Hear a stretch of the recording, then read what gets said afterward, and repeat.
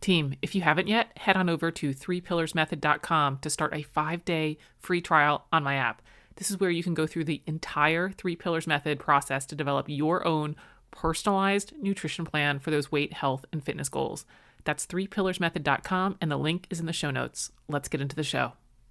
Hello and welcome to the Consistency Project Podcast. My name is Patrick Cummings. As always, I'm here with E.C. Sinkowski. Every week on the show, we aim to simplify the science of nutrition, health, and fitness, cutting through the noise to focus on the principles and practices that will help you perform better, feel better, and live better. Thank you so much for tuning into the show this week. Hello, E.C. How are you? Hey, great. How are you? Wondrous. We're going to talk about everybody's favorite subject, fasting. We're talking about fasting, what it really means, how it impacts weight loss, and whether it delivers on promises of better health and performance. So, where the heck should we begin? Well, we did an episode in December 2021. Yeah, so I'm sure everybody remembers. Everyone remembers. Time flies when you're having fun. Yeah, so I don't know, 3.5, 4 years later, maybe we revisit this. Maybe there's been some new research, see what's changed. And yeah, to take a look at the kind of the outcomes that everyone has interest in, which you just already mentioned. But yeah, I think two things that make fasting really confusing for people when you see kind of different headlines or whatever stuff on social media is, first of all, these outcomes that we mentioned that we want, whether or not that's weight, health, or performance, they do really have quantitative nutrition endpoints. Meaning, to lose weight, there's a certain number of calories you need to hit. Or for performance, to make sure that you're going to fuel properly for competition, there's going to be a certain number of calories for that. Or even maybe break it down further, a certain amount of carb grams you want to be optimally fueled for. To increase muscle mass, which we talk about all the time, there's going to be a certain amount of protein grams that you need to have. For health, there's a certain amount of potassium you need every day, right? It's all of these things, there's a certain amount of these nutrients you need for these outcomes, and fasting doesn't track any of that. Fasting is about not eating at certain times. And I will tell you that there are some people who are fasting who are hitting the right amounts that I just mentioned, and then there are people who are fasting and they're not hitting the right amount for their goals. You know, you can take two people who fast, let's say they only eat between the hours of noon and 8 p.m. every day, and one person within those 8 hours, they weigh and measure their foods, they get their fruits and veggies, they make sure they get their protein, they hit the right number of calories, right? And then the other person, it's just more of a free-for-all. It's McDonald's, it's ice cream, it's donuts, all of that stuff. We know that their outcomes are going to be very different. So fasting is a really loose system for nutrition. It doesn't actually control the variables that control the outcomes you want. It's much more by chance, or if you bring intention to the time period at which you're eating by knowing I have to get this much protein or I have to get this many calories, that you're going to get your goals with fasting. Now, this is true in fasting's defense. This is true with a lot of diets. If you go low carb, you aren't controlling total calories. If you go low carb, you aren't controlling your protein grams. But the point is, it's a really loose system. It's like a lot of diets, and it explains why we have so many variable results. Like, people wonder, why does fasting work for my friend and not for me? And it's because, well, they just happened to hit the right number of nutrients for their goals and you didn't. I do think fasting's another level removed, though, from something like the 800-gram challenge or counting calories, because it doesn't address food at all. It just says times, where at least other diets are like talking about food choices to some degree, right? Yep. So that's one big thing about fasting that I think is confusing. I think the other thing that's confusing about fasting is there's so many different protocols that are recommended. You know, there's like the simple overnight fast, which is what I did for years, where you might stop eating at 7 p.m. and you don't start till 11 or 12 the next day. It's like 15, 16 hours of fasting. Yep. But then there's stuff where people do every other day fasting, where they eat for 24 hours, although they sleep at some point, and then they don't eat for 24 hours. Then there's these quasi-fast. One that's gotten really popular is the 5-2 method, where 2 of the 7 days per week, it's like a fasting day, but it's not a total fasting day. You only eat about 500 calories those days. So I think what happens is people get really lost in these protocols. Like, oh my gosh, maybe I'm going to have a much better result with every other day fasting than the 5-2 protocol, without realizing that at the end of the day, let's say if they're after weight loss, that whatever one allowed them to reduce calories consistently is what drove it. Not that the 5-2 is so magical, or not that the every other day is so magical. So I think that adds another layer of confusion as people get lost in the how-to versus seeing what's driving the outcome they want. Okay, so we did this originally, we talked about this originally in 2021, so this is going to be a bit of an update of that conversation. Of course, we're going to go through a lot of it because we assume that most people don't remember it. Before we get into it, do you get a sense, because you pay attention to this way more than I do you get the sense that the general belief in fasting has increased since 2020 when we first talked about this, or has it decreased? Some other things have sort of taken the oxygen out of the conversation, and fasting has fallen away. Do you have any sense of where it still is in sort of the cultural zeitgeist of nutrition?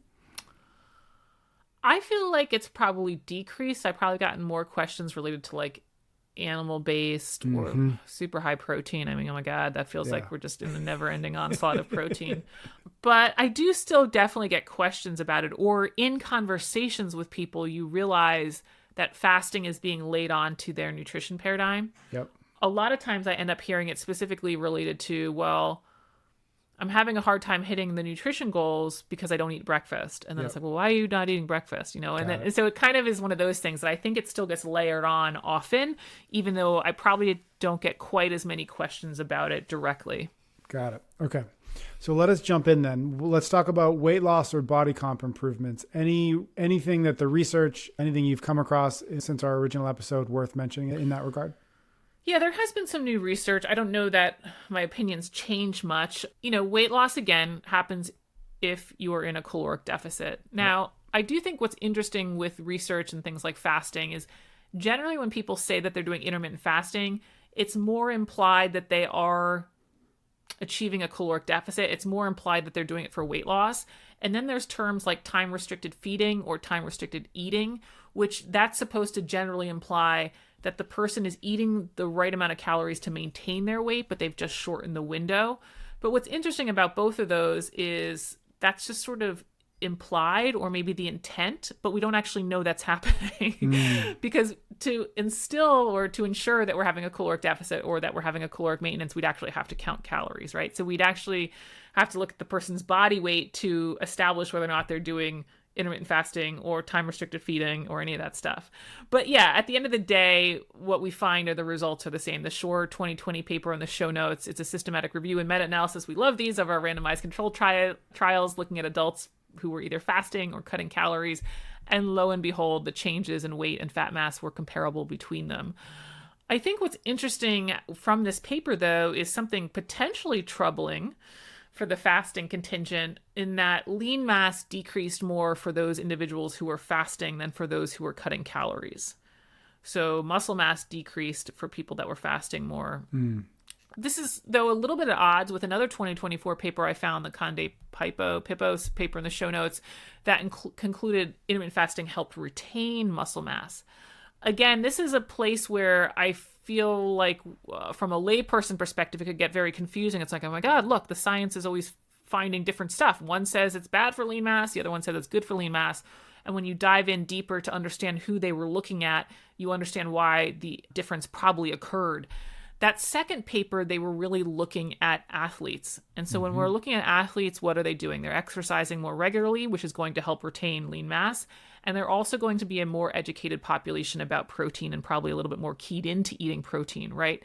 So it's less so, in my opinion, that intermittent fasting is bad for lean mass. It's more that, okay, if we cut calories and we don't eat enough protein, we're probably going to lose lean mass on an intermittent fasting plan. And that if you are going to want to do this and you want to keep your muscle mass, you still have to be keyed into how much protein am I getting in my window, not just sort of be like, oh, I'm just looking at the clock and the hours that I'm eating. Got it. Okay, what about, so that was weight loss or body comp. What about health and longevity? What have you seen, or what can we update from our original conversation? Yeah, of course, if fasting helps somebody lose weight and they get into that healthy weight range, that's how we're going to help health and longevity. I know we've talked about this a lot recently, it feels like, but the excess weight is a big driver for inflammation. So that can be a driver for heart disease or Alzheimer's or cancer. Not all cases, but that can be a contributing factor for them. And so if intermittent fasting is a successful way that people cut calories, then sure, it's going to pay off in their health and longevity. Now, the James paper from 2024 in the show notes, this is really what's known as a scoping review, meaning they're not done their research, they're starting to look at the research, but they were pulling together randomized controlled trials on fasting versus cutting calories with regards to aging outcomes. And so far, they basically conclude that they are equivalently effective across cardiometabolic, cancer, and neurocognitive outcomes, meaning no difference, again, between cutting calories and intermittent fasting. So there's not this like kind of superior health benefit to fasting.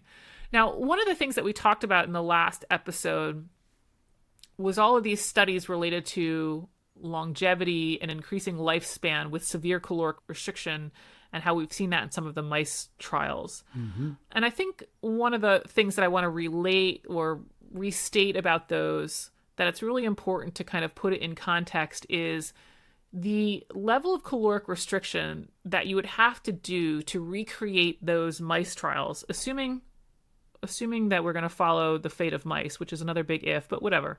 If we want to say that we have to follow what they're doing to extend our life to that degree, it's a huge caloric deficit. It's 30% of your maintenance. That's huge. And to think that somebody could do that type of caloric deficit in a modern food environment to try to reach, let's say, 120 years old, I think is so out of touch with what would actually happen in real life. I think, again, it's one of those ideas that theoretically might work in animal models, but practically won't actually happen with real free-living humans. And I think the other thing that people overlook with this idea of severe caloric restriction is going to extend your life based on animal models is that those animal models, they're living in germ-free cages. They're not exposed to the same stressors that we are, again, in kind of a free-living world. And that 30% of a caloric deficit for years and decades is ultimately very likely going to result in some nutrient deficiency. You're very likely not going to have enough calcium. You're very likely not going to have enough vitamin A, which works out just fine if you're in, I don't know, a 10 by 12 cage. I don't really know how big mice cages are.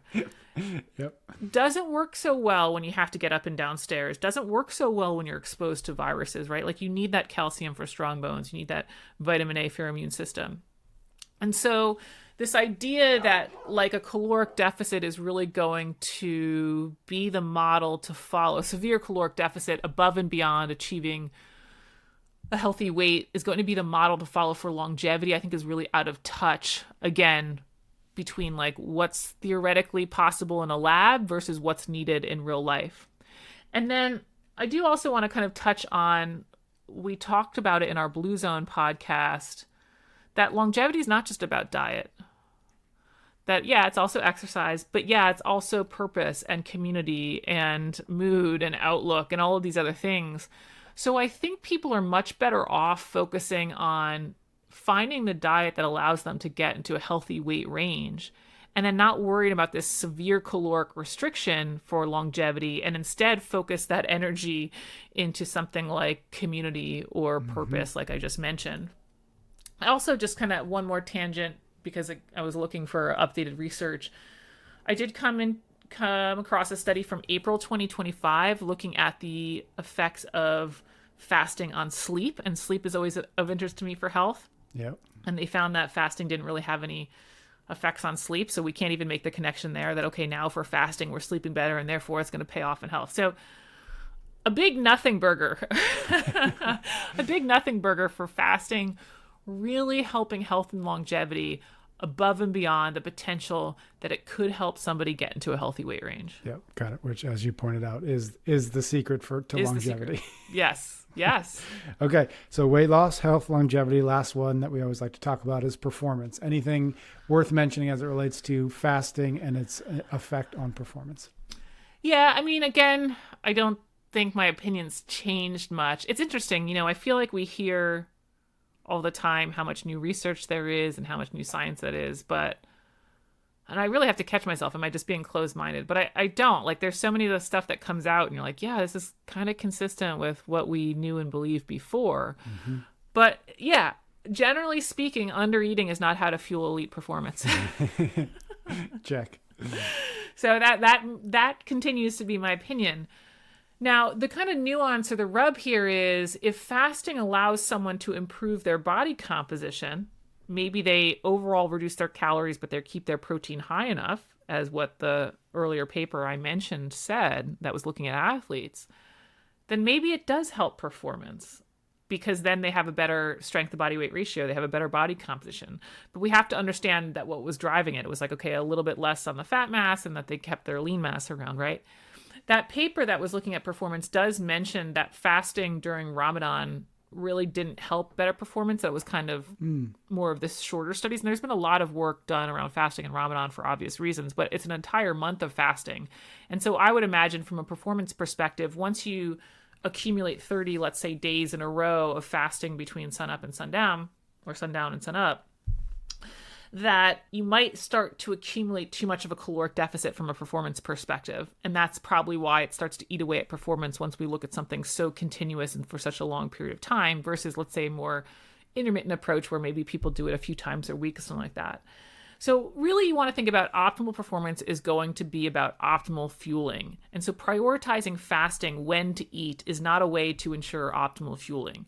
If you really want to overlay it on top of the right quantity that you've established, you might be able to get away with it, especially something like one of the 16-8 schedules, which is where you, let's say, eat between the hours of 12 and 8 each day, but you're not going to be successful with high-end performance doing something like an every other day fasting where you're trying to fit it all in 24 hours and then skip 24 hours because you need to keep working out, right? And so that's where the focus needs to be on performance, is making sure that you are fueling the outcome appropriately. In some cases, you might need to lose mass because to optimize your body composition, optimize your strength to body weight ratio. But for a lot of athletes, it's more about making sure you're getting enough fuel than worrying about what times am I eating. Got it. We've mentioned this, I think, before. We've talked about the notion of fat burning when fasted. In other words, doing workouts when fasted to increase fat burn. Anything to that? Anything worth mentioning on that? Yeah, that's probably more of the question I get related to performance. It's less about, am I going to get my optimal marathon time when I'm fasted? No. And more about, am I going to get a better body composition by working out fasted, right? The answer is still most likely no. Now, where this whole idea about fat burning comes from, and again, there's some half-truths here, the body's really resilient. It's going to use what fuel you have on hand. And your storage of carbs is more limited than your storage of fat. And so carbs are going to be used up more readily throughout the day. And if you haven't eaten in a while, you're going to have more of that fat storage around for your workout. And so when you're working out fasted, you rely more on that fat storage to power the workout than carbs. And so what happens during that workout when fasted, yes, the percentage of energy that's produced from fat is going to be higher than the percentage of energy produced from carbs. So yes, you burn fat more during that workout, which sounds so great. The problem is it doesn't take into account what you eat in the entire day. So it doesn't take into account the total relative fat burn during the workout versus fat intake during the day. If you burn 200 calories of fat during the workout, but you eat 1,000 calories of fat after the workout, we are not resulting in any net fat loss. And so people will focus on this detail. It's kind of like the insulin spiking. They'll focus on this one time point in the day without seeing the entire picture. They won't see the total amount consumed during the day. So fat burning during a workout does not guarantee that you're going to lose weight or lose fat. The other problem with focusing on fat burning from this body composition perspective is that in many workout scenarios, you want the carbs so that you can work out at higher intensity. Carbs allow us to produce energy more quickly. They allow us to get closer to our maximum output that we can sustain. And if you try to do it just on fat, you won't produce the same levels of power. So from the perspective of like, okay, I want to go into the workout to challenge myself and to develop more muscular stamina or to build bigger muscles, you're going to want the carbs so that you can reach the intensities that are going to allow you to do that. And that's actually probably going to pay off more so in the long term, both in terms of burning calories in that session, but also in terms of changing your body composition long term when you do enough sessions back to back like that. And so this whole focus on trying to burn fat in any one workout, it's really misguided. And I would even say it's shooting yourself in the foot because you're not giving yourself the fuel to really push yourself during the workout, which is where the value is. Yeah, got it. All right, maybe do a quick wrap up on fasting before we get out of here. Yeah, it probably doesn't sound like it, but I do have a love-hate relationship with it. Like, I appreciate how simple it would be. Yeah. Right? Like, let's not focus on what to eat and let's not count all this stuff. And why do I have to track all this? Like, believe me, I totally get it that if we could just say eat between these hours and it simplifies nutrition, I totally get it. And so I still appreciate that it can work for people. I think my wrap-up points would be, don't fall for the gimmicks. Don't fall for the idea that this is some new and different way of cutting calories or that it's going to give you some additional benefit above and beyond that. Like, it's really important for you to find a sustainable way to maintain a healthy weight. And if that's fasting, great. But if you've done fasting for 3+ weeks consistently and you're not seeing the scale go in the direction that you want it to go, okay, that's not your solution. You need something else, right? So don't fall for the gimmicks that it's doing something special. Second, long-term health is not just about your diet. I think, I guess Brian Johnson will maybe prove me wrong.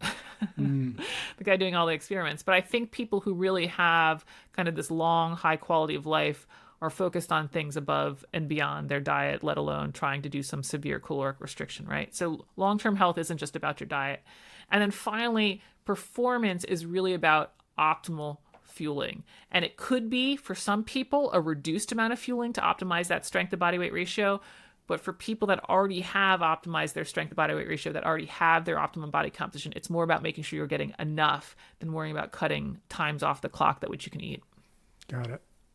Is there a person, or maybe a person who's in a specific scenario where fasting would be something you'd recommend? Or is it always, do you look at it like, I'm not going to recommend it, but if you come to me and say, hey, this has been working for me, I'll grant the premise. Is there anybody like in a specific scenario where you're like, I would maybe not start there, but I would recommend that fasting be part of whatever the overall protocol might be? Often, if people travel a lot, if people have a lot of work client dinners and they know that they have these higher calorie outings, and then maybe the next day they're getting on a flight, maybe it's like, okay, I skip breakfast or something like that. I think that's one of the best places, especially also because travel, it's harder to find healthy foods. So it's just sort of like, okay, we're going to just take the fact that we're probably overeating at some point during this trip, and now we're going to undereat as well during some point in this trip, and hopefully we get back to balance.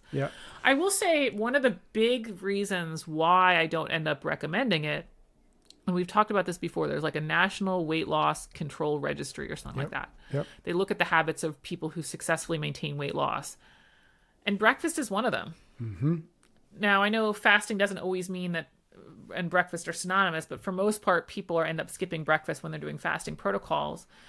Yet we find people who are successful weight loss maintainers eat breakfast. And so a lot of my clients do not have the physique they want, right? That's why they're coming to me. And so there's not many cases where I'm going to go against recommending it. It's not controlling the outcome we want. And then we look at people who are successful at doing what they want, they aren't fasting. So I'm pretty hard pressed to figure out who I would recommend it to. People that are already seeing results with it, but they might not be coming to me, right? Because they're already seeing results. But then, some difficult travel schedules for eating healthy. That does make me think, though, there are maybe days or scenarios or very specific short-term contexts where fasting could be an effective strategy. But it's when this is what I do every single day that things seem to fall apart, when it's a default to the day and not like to your point, where like lots of dinners and now I'm on an airplane, whatever it might be, and it's going to be really hard to check both quantity and quality. Like that's where, if you understand some of the strategies of fasting, you can implement that. But it's when it's brought into, and this is what I do every day, that seems to be the problem. Yeah. And again, I think I used the analogy before. I really feel like it's almost backseat driving. You're really getting removed from what are the variables that you want to control. And so that's why I feel like you're exactly right, that if you start using that as your everyday thing, it's just further removed from controlling the variables that control the result. Yeah. Got it. Thank you, EC. Thanks everybody out there for listening. Thanks for subscribing to the show wherever you are listening or watching this. EC and I will be back next week for a brand new episode of the Consistency Project podcast. Thanks so much for tuning into the show today. So if you've listened to a couple episodes, you've probably heard me talk about the 800-gram challenge, that fruit and veggie thing, or lazy macros, where you add protein, or maybe even the 3 pillars method, when we also start looking at calories. Yes, this is the progression I have used in my masterclass, as well as with my one-on-one clients, to develop sustainable, personalized nutrition plans to lose weight, improve health, or have better performance at the gym. And it's available on my 3 pillars method app. This is not a tracking app. There's lots of those already. This is an app for inspiration, education, and accountability. You want to think about it like a coach in your pocket. So head on over to 3pillarsmethod.com to start your free trial of the 800-gram challenge. That's step 1. There's also options for gyms and corporate wellness programs. Again, that's 3pillarsmethod.com, and the link is in the show notes. I'll see you in the app.